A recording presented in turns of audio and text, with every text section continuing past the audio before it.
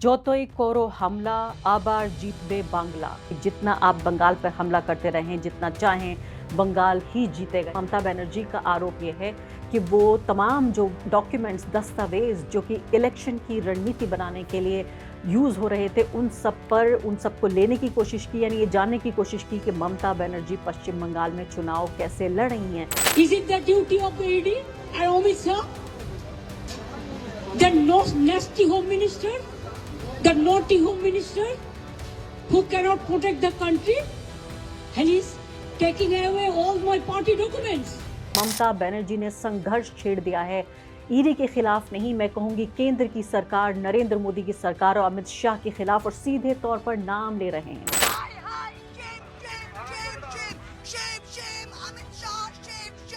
क्या हो रहा है? देखो ये क्या कर रहे हो आप? अमित शाह को बुलाओ या ऑफिस में। बंगाल में क्या कर रहे हैं अमित शाह?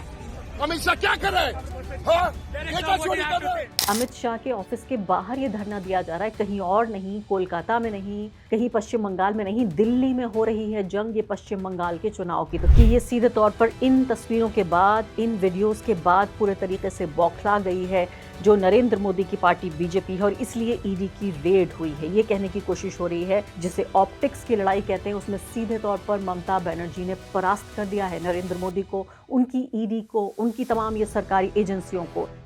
नमस्कार, द वायर में आपका स्वागत है। मैं हूं आरफा खानम शेरवानी।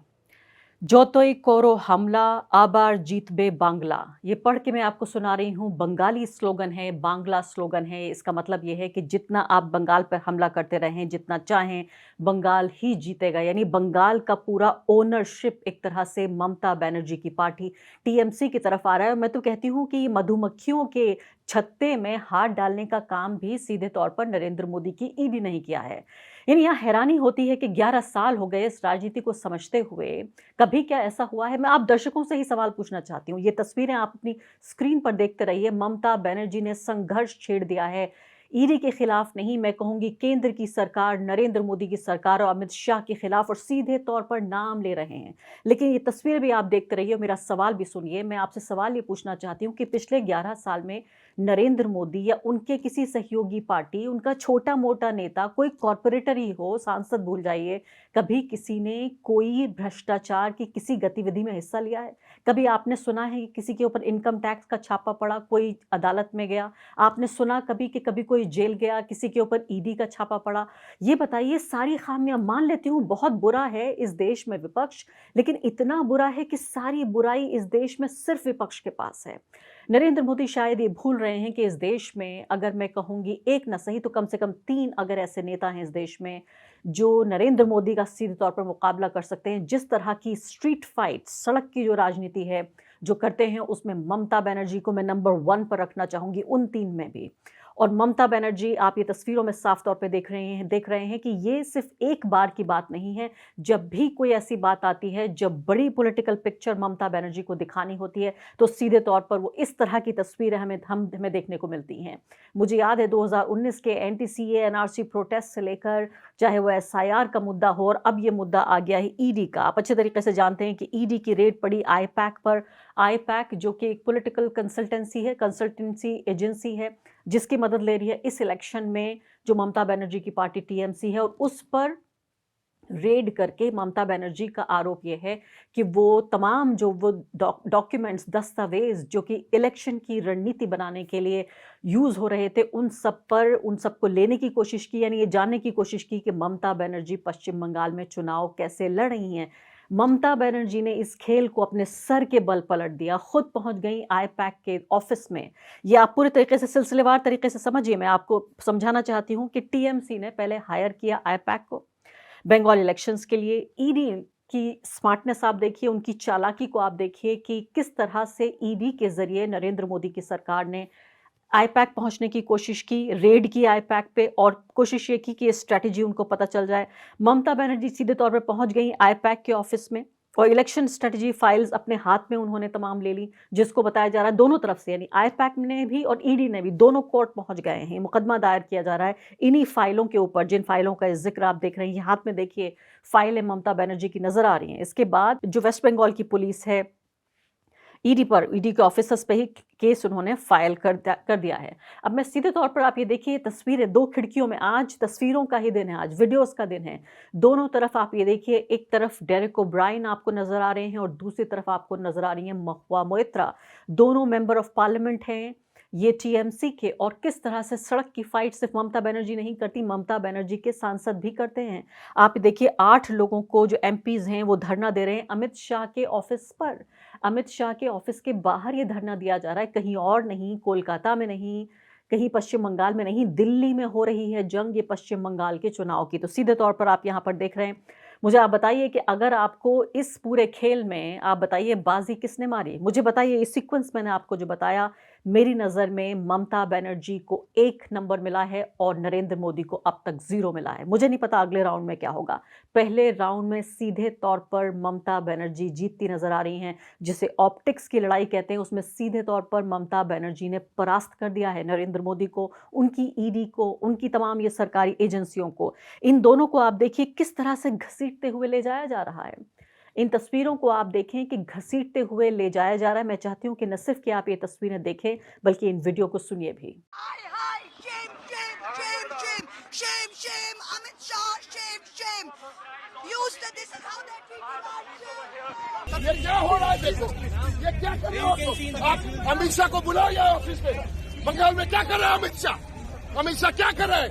हाँ, ये क्या चोरी कर रहे हैं? और इसके अलावा ममता बनर्जी के ही भतीजे और सांसद अभिषेक बनर्जी का ये कहना है कि ये इस रैली के बाद ये तमाम हंगामा होना शुरू हुआ है। ये रैली, इस रैली की आप तस्वीरें देखिए। इन तस्वीरों में सीधे तौर पर ये वाइड एंगल से ली गई तस्वीरें हैं, ड्रोन से ली गई तस्वीरें हैं। एक बड़ा, मैं कहूँगी, शो दिखाने की कोशिश की गई है। उनका ये कहना है कि ये सीधे तौर पर इन तस्वीरों के बाद, इन वीडियोज़ के बाद पूरे तरीके से बौखला गई है जो नरेंद्र मोदी की पार्टी बीजेपी है, और इसलिए ईडी की रेड हुई है। ये कहने की कोशिश हो रही है कि पूरे तरीके से जो बंगाल यूनिट है वो फ्लॉप हो गई है। यानी हर तरीके से जो मैसेजिंग है उसके ज़रिए ये बताने की कोशिश कर रही है, जो टीएमसी है उनके तमाम सांसद हैं, ममता बनर्जी हैं, तमाम लोग की, जो ममता बनर्जी हैं उनकी जो एक तरह की पॉलिटिकल स्ट्रेटजी है इस चुनाव के मद्देनज़र, उसके आगे बौखला गई है बीजेपी और उसकी कोई तैयारी नहीं है। मैं आपको याद दिलाना चाहती हूँ कि 3 बार से ममता बनर्जी मुख्यमंत्री रही हैं पश्चिम बंगाल में, और ये कोई आसान बात नहीं है। चौथी बार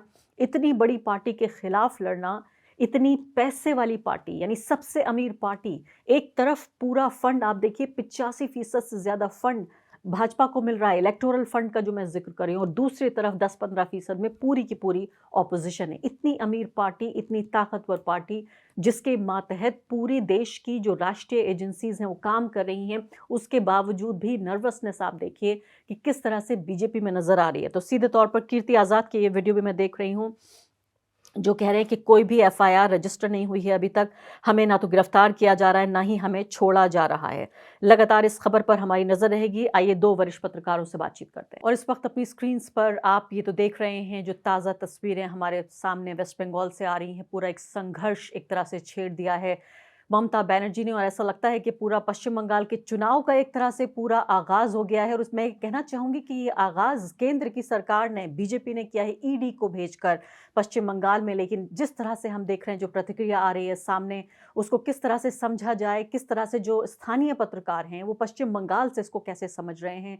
हमारे साथ 2 खास मेहमान मौजूद हैं। अपर्णा हमारे साथ मौजूद हैं, साथ ही स्निग्धेंदु हमारे साथ, दोनों पत्रकार द वायर के लिए लिखते हैं और खुद बंगाली हैं, और इसके अलावा बेहतरीन तरीके से दोनों राजनीति को भी समझते हैं, समाज और वहाँ की संस्कृति को भी।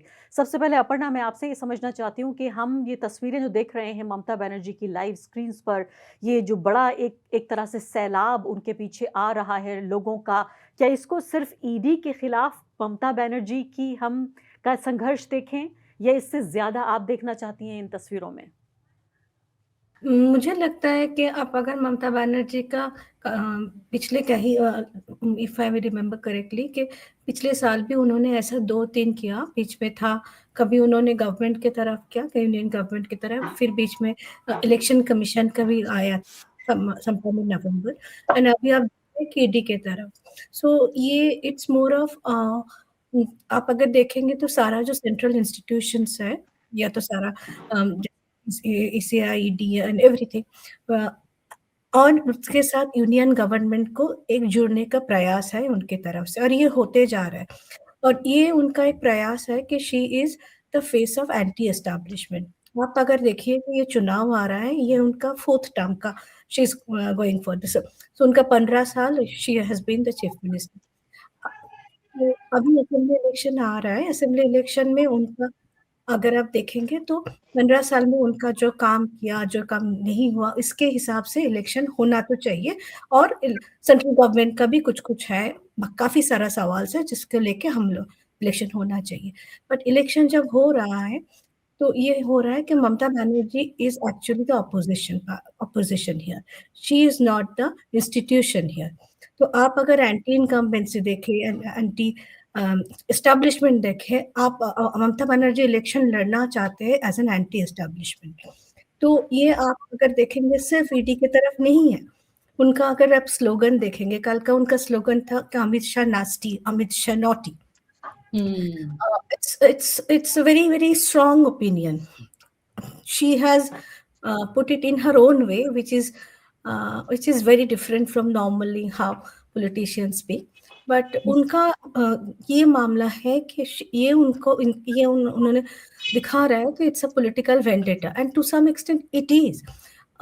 तो ये ऐसा देखना ज़रूरी होगा कि ये सिर्फ ईडी के खिलाफ नहीं है, यूनियन गवर्नमेंट की तरफ है। बहुत बहुत सही आप बात कह रही हैं, और मैं आपको इस बात को भी मैं तारीफ करूंगी कि कैसे एक बारीक नज़र से आपने ये देखा कि 15 साल सत्ता में रहने के बाद भी एक एंटी स्टैब्लिशमेंट की पॉलिटिक्स कैसे की जाती है। ये भी कोई ममता बनर्जी से सीखे कि आप खुद सत्ता में हैं लेकिन एंटी स्टैब्लिशमेंट की पॉलिटिक्स यानी केंद्र की सरकार के खिलाफ ये राजनीति को वो दिखा रही हैं। इसमें मुझे ये बताइए कि आप इसे किस तरह से देखते हैं जब ये लोगों का सैलाब आ रहा है। आपको क्या लगता है कि क्या नरेंद्र मोदी की सरकार ने, नरेंद्र मोदी की ईडी ने गलती कर दी? ये बंगाल में ईडी का छापा मार के हासिल क्या करना चाहते थे? ये जो ईडी के जरिए जो केंद्र की सरकार है क्या हासिल करना चाहती है ये इस तरह के छापे डालकर? मुझे तो लगता है कि इसका एक ही उद्देश्य है, वो है कि चुनाव के पहले पोलराइजेशन को इंक्रीज करना, क्योंकि बंगाल में भाजपा का जो इलेक्टोरल प्रोस्पेक्ट्स है वो पूरा का पूरा डिपेंड करता है कम्युनल लाइन पर। कम्युनल और एंटी इनकम्बेंसी दोनों को मिला के एक polarisation, anti Trinamool polarisation, anti Mamata polarisation बनाने का। अब इधर जो वाम और कांग्रेस है, वो लोग भी कोशिश कर रहे हैं उन लोगों का जो जमीन खो गया है उनको रिकवर करने के लिए, और वो लोग भी काफी सारा प्रोग्राम्स ले रहे हैं पूरे स्टेट पर। और भाजपा का जो मोमेंटम था इधर 2019 पे 19 से 21 तक जो मोमेंटम था, वो 21 के बाद थोड़ा धीमे हो चुका है, गया नहीं। क्योंकि अगर हम देखें तो 19 का लोकसभा चुनाव, 21 का विधानसभा चुनाव और 24 का लोकसभा चुनाव, इन तीनों में भाजपा का जो वोटिंग शेयर वो 38 से 40 के बीच था, तो कुछ ज्यादा कमी नहीं, लेकिन वो मोमेंटम खो चुके। और अब इधर ये जो वाम और कांग्रेस का जो रिवाइवल का स्ट्रेटेजी चल रहा है, कोशिश चल रहा है, वो लोग रैली निकल रहे हैं और भाजपा का प्रश्न कर रहे हैं, लोगों को बोल रहे हैं कि 10 साल हो गए हैं, भाजपा ने तृणमूल का कुछ नहीं कर पाया, तो अब हमको शक्ति दीजिए, हम तृणमूल का डालेंगे, ये जो बोल रहे हैं। तो इसमें वो पोलराइजेशन में कम हो जाने का एक, ये चुनाव बाइपोलर से ट्राइपोलर हो जाने का एक संभावना था, वो भाजपा नहीं चाहता। और उसके हाथ में क्या है, एजेंसी छोड़ के। तो ये पोलराइजेशन बनाने के लिए ये कर रहा है। लेकिन अब जो एक बात है कि जो जिसका वो सुविधा लेते हैं वो ये है कि जब केरला में वो ईडी और कोई भी सेंट्रल एजेंसी छापा मारते हैं सीपीएम नेताओं पर, तो कांग्रेस लोग हंसते हैं और बोलते हैं हाँ गिरफ्तार कर लो। जब गांधी फैमिली पर छापा लगते हैं तो कांग्रेस लोग रोते हैं, जब बंगाल में टीएमसी पर छापा लगते हैं तो सीपीएम लोग हंसते हैं। जैसे कालवी मोहम्मद सलीम ने कहा, पार्टी का स्टेट सेक्रेटरी, कि ममता को गिरफ्तार क्यों नहीं किया। तो ये जो हर एक विरोधी मानते हैं कि भाजपा सेंट्रल एजेंसियों को अपने एक्सटेंशन जैसा व्यवहार करते हैं, प्रयोग करते हैं। और चुनाव के आगे ये जो वॉशिंग मशीन पॉलिटिक्स जो हम लोगों ने नया एक शब्द सुना है कि भाजपा ज्वाइन करते लोग क्लीन हो जाते हैं, तो ये वॉशिंग मशीन पॉलिटिक्स के एकदम केंद्र में है सेंट्रल एजेंसी।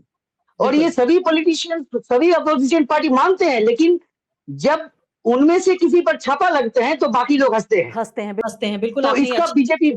जी हाँ, मैं अपर्णा की तरफ जाना चाहती हूँ। अपर्णा, ये बताइए कि जो ये दो ध्रुवों की या दो पोल्स की जो पॉलिटिक्स का जिक्र कर रहे हैं स्नेक के, अगर इसको बायपोलर बनाने में तो ममता बनर्जी का भी फायदा है, और साथ साथ संक्षेप में ये भी बताइए कि जो आम जनता है बंगाल की, आम जो वोटर है, वो इस ईडी की रेड को और ममता के फाइटिंग बैक को किस तरह से देख रही है, संक्षेप में? दो चीज़ है। एक चीज़ है कि पोलराइजेशन अगर आप 2021 को देखें तो पोलराइजेशन हुआ था कम्युनल एंगल पे, पूरी कम्युनल एंगल पे। जब भी कम्युनल एंगल पे हुआ है तभी ममता बनर्जी को, मुझे तो अभी तक 2021 में मैं बोल सकती हूँ, 2021 में इट बेनिफिटेड ममता बनर्जी, क्योंकि मुस्लिम जो वोट है वो काफ़ी 100 से ज़्यादा सीट असेंबली सीट्स है जहाँ पर मुस्लिम वोट्स बहुत मायना रखते हैं। तो वो वोट अगर रिलीजियस पोलराइजेशन हो जाता है तो वो वोट ममता टीएमसी के पास जाता है। अब ये बात ऐसे नहीं है कि पोलराइजेशन ममता को हेल्प नहीं करती। ममता बनर्जी अभी बीच में, ममता बनर्जी के लिए भी पोलराइजेशन अच्छा रहेगा, क्योंकि अगर आप देखेंगे तो ममता बनर्जी ने बीच में काफ़ी सारा सॉफ्ट हिंदुत्व को एम्ब्रेस किया था। Snigdhendu, you have also written about it, कि काफ़ी सारा सॉफ्ट हिंदुत्व आप अगर देखेंगे, Jagannath temple, she has reinforced herself as a Brahmin, she has a Durgangan coming up, a Mahakal temple coming up. So ये जो increasingly हिंदुत्व को अप्रोच किया है, तो ये मुस्लिम्स में and there are other reasons also, वाकफ है, ओबीसी का रिजर्वेशन को लेके, तो काफी सारा मुस्लिम्स में थोड़ा बहुत पहले जैसा उतना ममता के तरफ सपोर्ट वो नहीं दिखाई दे रहा है। एटलीस्ट अभी तक तो उतना ही लग रहा है।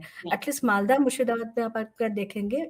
अपर्णा, विस्तार से फिर हम बातचीत करेंगे। अभी फिलहाल इस रैली पे ही मैं फोकस करना चाहती हूँ कि क्या इस रैली में हो रहा है। अपर्णा, शुक्रिया आपका, और स्निग्धेंदु आपका भी, दोनों का शुक्रिया। हम फिर बातचीत करेंगे बंगाल के चुनाव पर, लेकिन आप साफ तौर पर ये कह रही हैं कि ये ध्रुवीकरण की राजनीति जो बीजेपी करना चाहती है, आप कह रहे हैं स्निग, और वो पश्चिम बंगाल में ममता बनर्जी को फायदा होगा और कहीं ना कहीं कांग्रेस और वाम दल जो है उन्हें नुकसान होगा, लेकिन ईडी से लड़कर अपने आप को एक बड़े नेता या ओनली नेता के तौर पर स्थापित करने की कोशिश कर रही हैं। शुक्रिया आप दोनों का। द वायर के और वीडियोस देखने के लिए सब्सक्राइब करें और बेल आइकन पर क्लिक करें। स्वतंत्र पत्रकारिता की आर्थिक मदद करने के लिए डिस्क्रिप्शन में दिए गए लिंक पर जाएं और अपनी राशि चुनें।